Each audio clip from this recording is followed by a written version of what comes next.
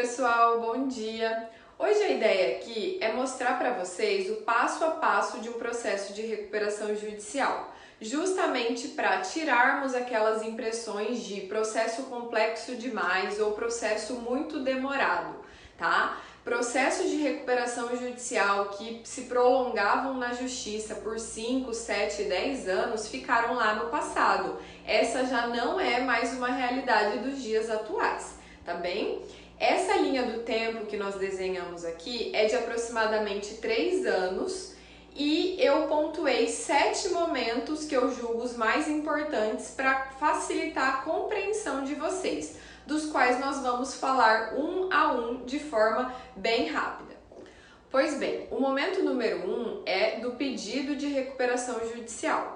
O empresário ou produtor rural, reconhecendo que sua atividade passa por dificuldade financeira momentânea, separará os documentos essenciais da lei, que são certidões de protesto, documentação contábil, história da crise, lista de credores, lista de funcionários, algumas listas de ações, enfim, uma série de documentos para entrar com o pedido de recuperação judicial. Então, quando ele protocola esse pedido, ele diz: Poder Judiciário, passo por dificuldade financeira momentânea, preciso de fôlego, tá aqui a minha lista de credores, tá aqui a minha relação de bens, a minha documentação, preciso de fôlego, tá bem? Esse é o momento número 1. O segundo momento é o que chamamos de perícia prévia. Chama-se perícia prévia, mas não é uma perícia, é uma constatação de que a empresa está funcionando.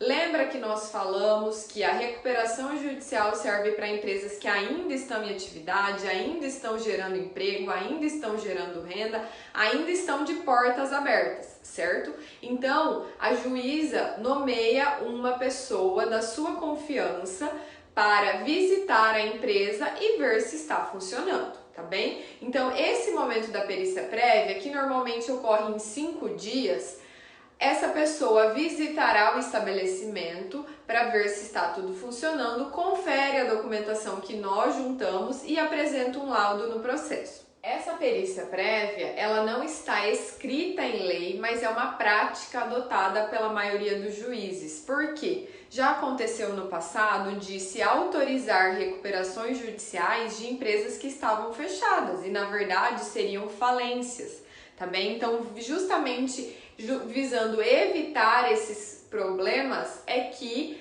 a prática adotou essa chamada perícia prévia. Mas ela é adotada por 80 a 90% dos juízes, tá bem? Mas ela não está estabelecida em lei, não está obrigada em lei. O terceiro momento é a decisão que defere o processamento da recuperação judicial. Então, essa decisão diz: olha, de fato, essa empresa passa por dificuldade financeira, cumpriu os requisitos da lei e darei, então, a autorização para se processar a recuperação judicial. Essa decisão é muito importante porque, a partir dela, toda a dívida que arrolada nesse pedido de recuperação judicial estará congelada. Da mesma forma, a partir dessa decisão, a empresa estará blindada. Então, não poderão ser tomados o seu patrimônio, caminhões, penhora na conta, resto. Então, a empresa está protegida, a dívida está congelada e os seus bens estão protegidos. E é justamente a partir dessa decisão que a empresa tem o fôlego. Lembra que nós falamos que é como se a gente colocasse o paciente na UTI temporariamente. Então, a partir dessa decisão é que o paciente está de fato na UTI.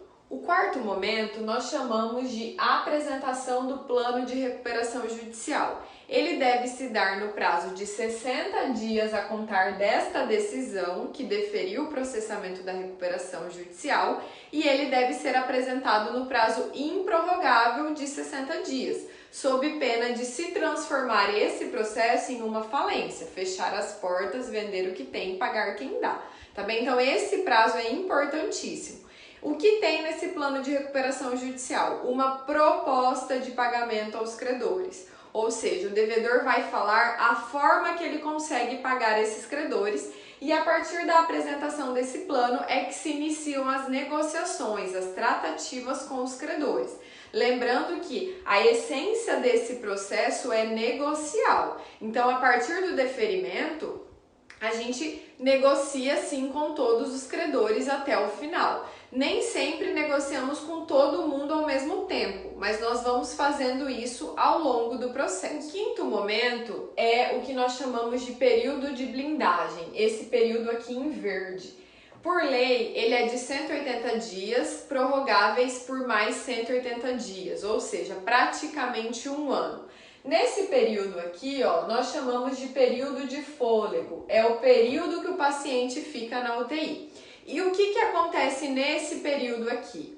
Aquele empresário que antes dessa decisão estava apagando incêndio, tirando dinheiro de uma conta para colocar em outra, aquele empresário que não saía de dentro do escritório, que só ficava resolvendo problema, pepino, arresto, penhora, ele sai de dentro do escritório e foca 100% na operação da empresa. Então ele vai se dedicar a comprar melhor, atender os clientes melhor, treinar os seus vendedores melhor, tá? Então, aqui é o momento que o empresário volta para a gestão, volta para a operação. É comum que aquele empresário ou produtor que está endividado, ele já não consegue ter tempo para olhar para dentro do negócio e fazer o que ele sabe fazer, que é plantar, que é vender. Tá bem? Então, esse momento aqui, ó, é importantíssimo para a recuperação dessa empresa. Ele deve ser muito bem aproveitado.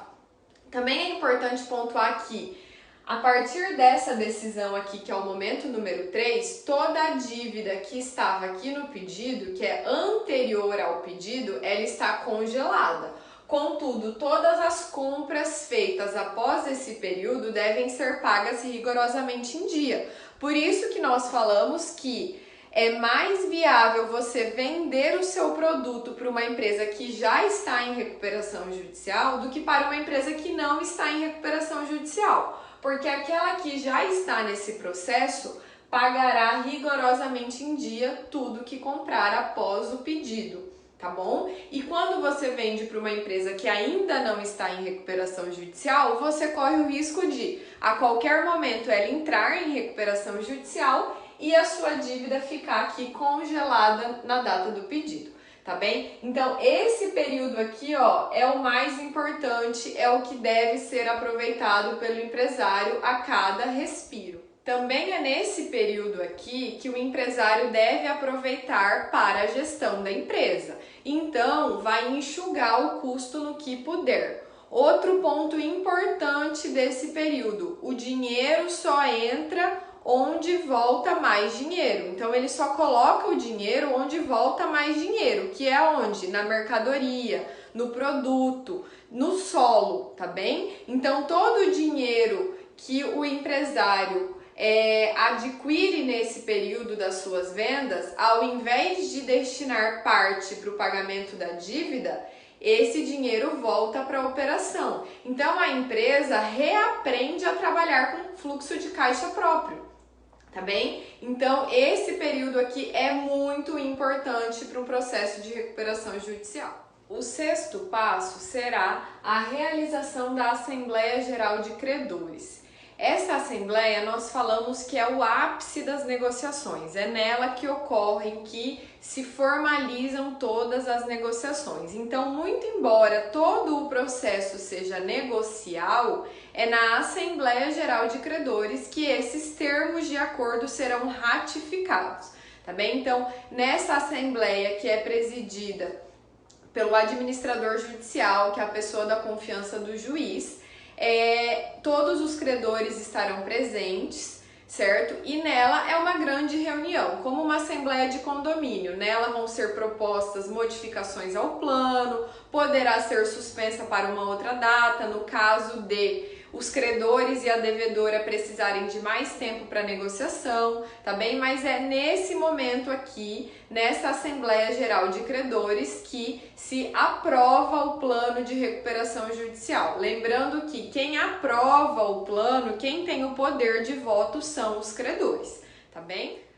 Vamos lá. O último momento, então, eu diria que é a decisão de homologação do plano de recuperação judicial. que é a segunda decisão mais importante do processo. Então, aqui na Assembleia Geral de Credores, aprovado o plano, então segue para a juíza homologar o plano de recuperação judicial. Ela analisa se está tudo dentro da legalidade, as propostas que foram acordadas e tudo mais, e então sai uma decisão de homologação, que é então a decisão que concede a recuperação judicial àquela empresa, aquele produtor ou aquele grupo empresarial, tá bem? A partir dessa homologação é que se iniciam os pagamentos. Então, a dívida arrolada aqui no pedido, que ficou congelada a partir desta decisão, começará a ser paga nesta data, tá bem?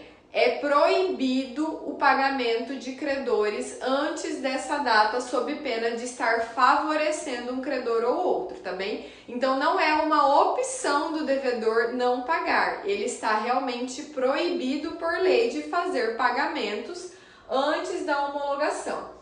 O que são pagos são as dívidas contraídas dentro desse período, mas as dívidas anteriores ficam congeladas, tá bem? A partir dessa homologação, o devedor começa a cumprir o plano e será fiscalizado por 2 anos. Então, ainda que o plano de recuperação judicial tenha prazo de pagamento de 10 anos, que é o que acontece na prática, ele será fiscalizado por 2 anos. Então, ele cumpriu os 2 anos de plano bem certinho, arquiva o processo e ele continua pagando os seus credores normalmente. Esses pagamentos ocorrem diretamente na conta do credor, tá bom? O pagamento não é feito para o juiz e o juiz manda para a conta dos credores, é feito pela devedora direto aos credores, cumprindo ali o plano que foi aprovado pelos credores, tá bem? Então é por isso que basicamente o processo dura 3 anos.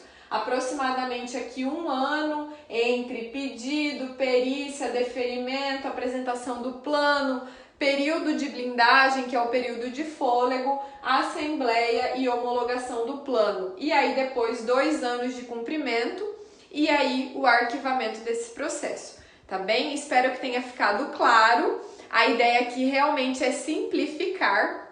Tem vários outros detalhes aí durante o processo, mas são questões mais voltadas aí para advogados, questões processuais, não questões que o empresário deve se preocupar. Por fim, o que eu acho que fica bem claro de visualizar por este modelo aqui é que o simples pedido de recuperação judicial e, consequentemente, a renegociação das dívidas, o pagamento dessas dívidas, muitas vezes com 70%, 80% de desconto, muitas vezes com 12 meses de carência e muitas vezes aí com 10 anos de pagamentos, por si só não salva empresas, tá? Então, se o empresário não fizer a parte dele, da mesma forma que o advogado fizer a parte dele nas negociações, essa empresa não será salva, tá bem? Então, é um conjunto de fatores aqui que influenciam no sucesso de um processo de recuperação judicial, tá? Os credores se flexibilizam nas negociações, o devedor ganha fôlego, mas ele tem que mexer na gestão, ele tem que melhorar a sua venda, ele tem que melhorar o atendimento. Se o cliente entrar numa empresa em recuperação judicial e falta um produto na prateleira e não tem um bom atendimento, significa que essa empresa já não presta mais um bom serviço ou não vende um bom produto. É melhor que ela feche as portas e se transforma aí numa falência, tá bem? Então é muito importante visualizar aqui que é um conjunto de forças que contribui para o sucesso de um processo de recuperação judicial. A ideia desse processo é que o empresário tome este fôlego e fique mais 20, 30 anos no mercado, vida normal, tá bem?